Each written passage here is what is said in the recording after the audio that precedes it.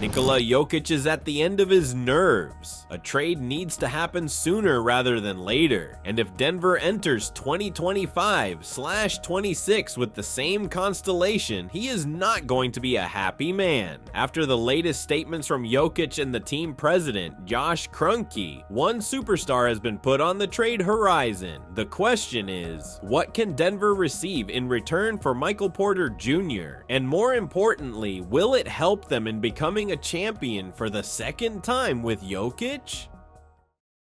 There is no beating around the bush. Jokic and the Nuggets president, Josh Kroenke, know precisely that they cannot enter the following season with the lineup they have right now. After the conference semifinals had ended, the Serbian superstar was asked as to whether they could win a championship with this team in the following season. His reason was plain and simple: we didn't win it this season, and there is no reason to believe we can do it the next one. I can't speak in the name of all Nuggets fans, but I think the general opinion is united. We need changes, and we need changes fast. Jokic is growing more tired with the current management of the Nuggets by the day, and it seems like Josh Kroenke, the team's president, has listened to everything that Nikola had to say. Addressing the worries of the Serbian big, Kroenke has gone on to say, "I heard Jokic's comments loud and clear. I think that I was thinking about the lack of depth before those words came out of his mouth. Just in how the playoffs, if you are watching the games, you can see yourself as well as watching our games."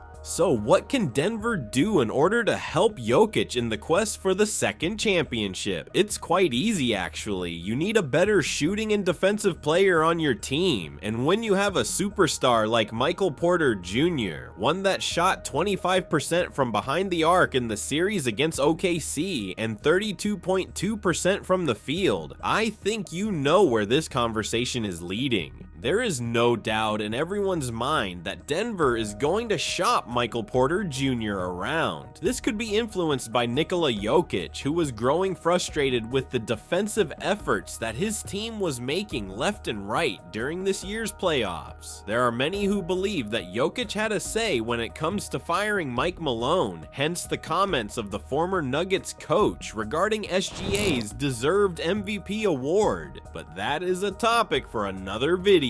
Even if Jokic went directly to the office of Kroenke and demanded a request of Michael Porter Jr., could you blame him for that? I seriously think that the inconsistency of the man who is poised to earn $79 million over the next 2 years is something that needs to be considered in a much greater manner, given the fact that he's shown quite a disappointing presence on both ends of the court. His actual value has dropped, meaning that Jokic and the Nuggets might be a bit disappointed with what they're going to receive in return.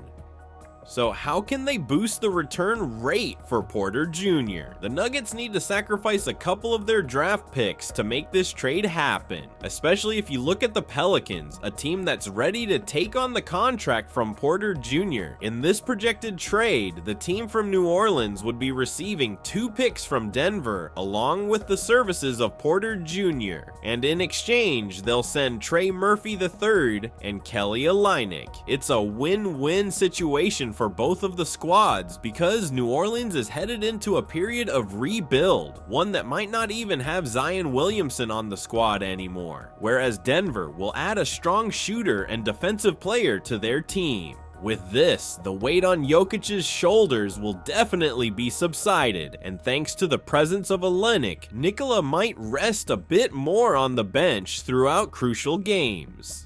The gameplay of the Denver Nuggets has been easy to understand. Everything goes through Jokic, and when you understand that type of gameplay, it's easier to lock down other players like Murray and Porter.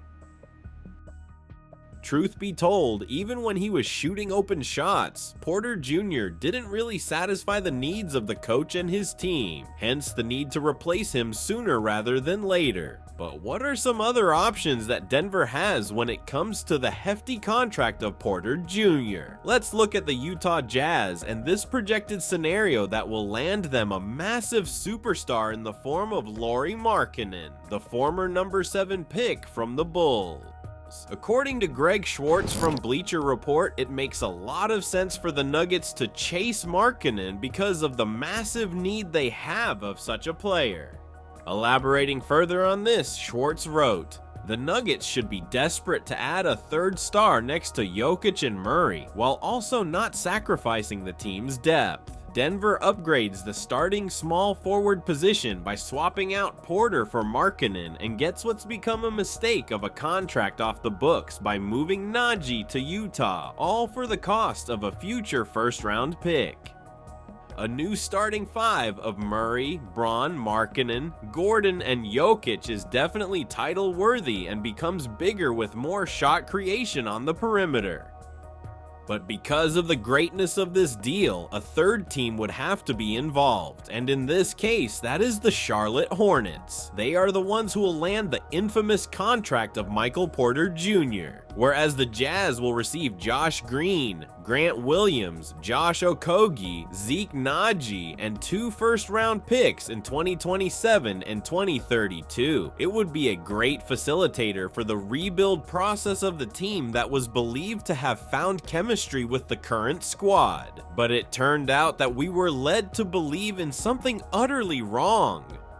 Even if this doesn't work the way that Denver hoped for, there is one more option that Jokic and his team can explore: a trade with the Lakers and the Nets. In a situation like this, we're likely going to see Denver land 2 extremely good players from the Lakers, Rui Hachimura and Dalton Knecht, and the number 8 pick in the following draft. The Nets would receive the services of Michael Porter Jr., who can find his rhythm in a new environment and the number, whereas the Lakers will receive Nick Claxton. It's a trade that the Nuggets and the Lakers will definitely chase with all of their forces, because they are receiving everything they're missing: a presence of a big man for the Los Angeles team, and a good rotational pieces and depth for the Nuggets. Many have dubbed Dalton Knecht to have untapped potential that he doesn't want to reveal in the Lakers, and is waiting for a change of environment, with some going as far as labeling him to be the next Jamal Murray. Of course, I hope that these statements apply to the healthy, consistent version of Murray, not the one that has been related to Michael Porter Jr. Nevertheless, the situation is very clear for the Nuggets. They're either going to trade Porter Jr. and accept the fact that he won't turn into the superstar they expected, or they're going to continue the way they are right now and face the consequences of it. There are rumors growing that Jokic might consider a departure if nothing changes in the front office's behavior, which might be the top of the priority for Kroenke in this following period. With all this in mind, which package do you think is the best one for Michael Porter Jr.? And more importantly, do you think Denver can win a championship if he is not traded? Let us know in the comments below, and once you do that, make sure to click on the video that appears on your screen right now.